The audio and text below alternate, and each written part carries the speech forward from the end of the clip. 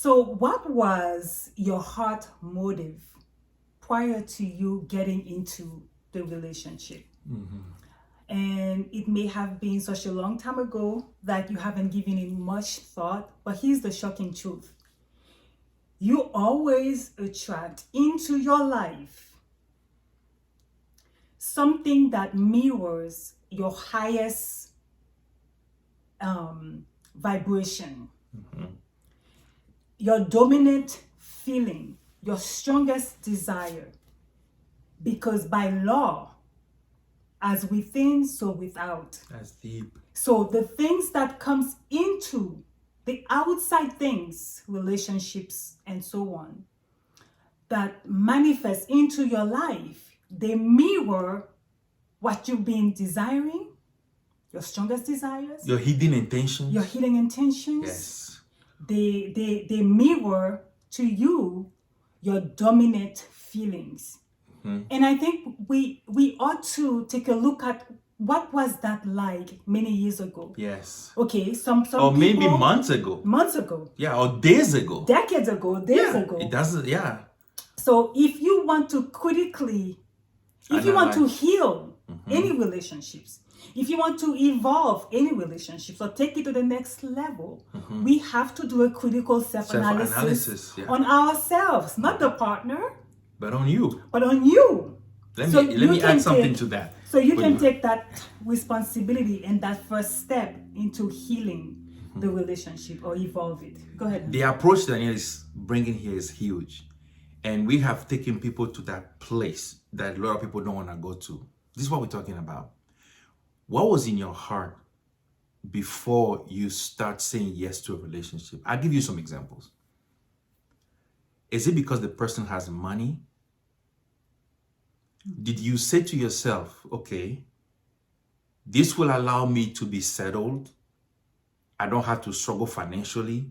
Security. So this person is the perfect person. You know what you're doing? This is actually karmic. You are using somebody for an intention the person doesn't know.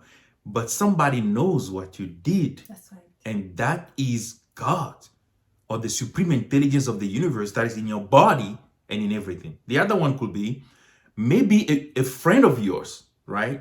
They already got married and you are not in a relationship yet, but you feel like you need to compete.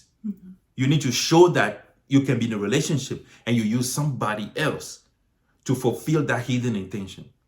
Maybe your parents are pressuring you. Or family members. Or family members are pressuring you. And then you go and find somebody to satisfy that pressure. So you don't have to feel that pressure, but the other partner doesn't know. Yeah. Are you listening? Or maybe this is another one. You see, I'm talking about hidden intentions and motives. I have a couple ones too, honey. All right? Hidden intentions and motives. Maybe the person has a certain look and you say, okay, if I'm with this person, somebody will look at it's so subtle, but I'm telling you, this could be that's the root of the relationship. Yeah, if you can, is good looking, so it will make me look good in public. It's a hidden intention, but it's an energy. It's a real energy. Yeah. I want you to understand is at the root of the tree of the relationship, and he's eating it up subconsciously. This is serious. And once you make a decision, to clear that out, this is important. This is between you and your soul, all right? We've worked with many people on this. Sometimes the other one that could sound funny, but it's not funny is, okay, I dated somebody handsome or beautiful before. That's why I was laughing. And other women or other guys were after this person. So I'm going to find somebody who's ugly, somebody who's not attractive, so that I can feel safe. I'm telling you, the reasons are hidden. But that energy, the root of the tree determines the quality of the fruits. You have to make a decision. To repent. To repent. We've seen it. People started to clear out that roots with their soul. We take them through that process.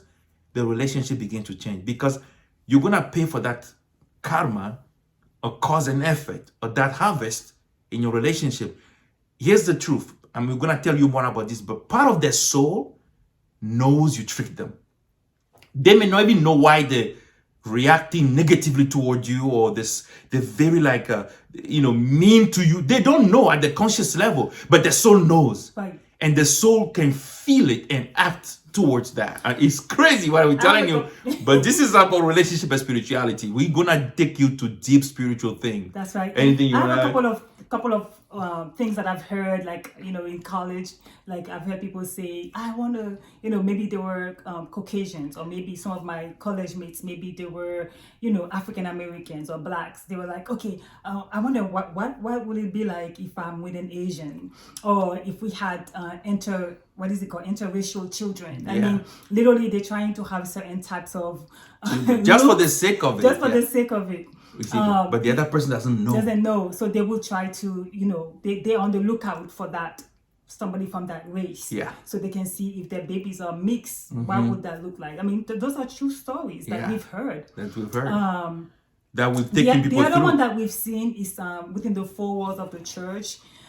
Because we've done, marriage retreats, people will come to us and confess at the end, is that, they will be with like a man of God, because maybe they've been in past relationships where they were they had been cheated on. So they say, okay, if it's a man of God, then I'm safe. I will never have to worry about. You are not safe. And what you call a man of God is just a title. So they said, if I find a man of God or a woman of God, then I'd be safe. And then that's all they are looking for, somebody who knows the Bible, or who appears to have a certain knowledge or spiritual thing. Somebody who has demonstrated what they deem as being spiritual. Yeah. And then they got into the relationship, and the person show characters when they're not within the four walls of the church.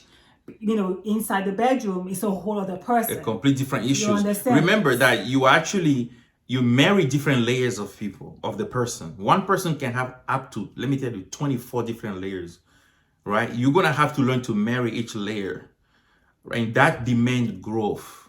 So to conclude this insight that we're giving you here, and, there's a link in the description if you want to talk to us in private, that's fine. Begin to ask yourself, where do you go from here? Where do I go from here? But go back and say to yourself, you know what? What was the motive? And how can I clear that out with my soul? You will be amazed of between you and God. And the miracle that will begin to take place in your relationship. Right. And to the next insight. Bye-bye. Bye-bye.